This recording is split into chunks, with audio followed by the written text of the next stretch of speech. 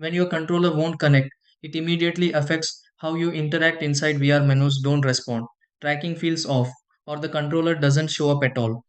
With the MetaQuest Pro controllers, this issue is usually tied to pairing battery level or connection glitches rather than hardware failure.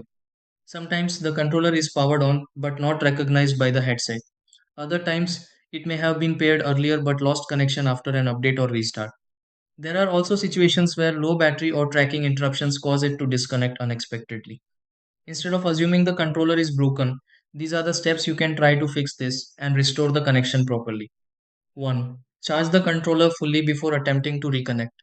2. Restart your MetaQuest Pro headset. 3. Open the Meta app and go to device or controller settings. 4. Remove the controller from the paired devices list. 5.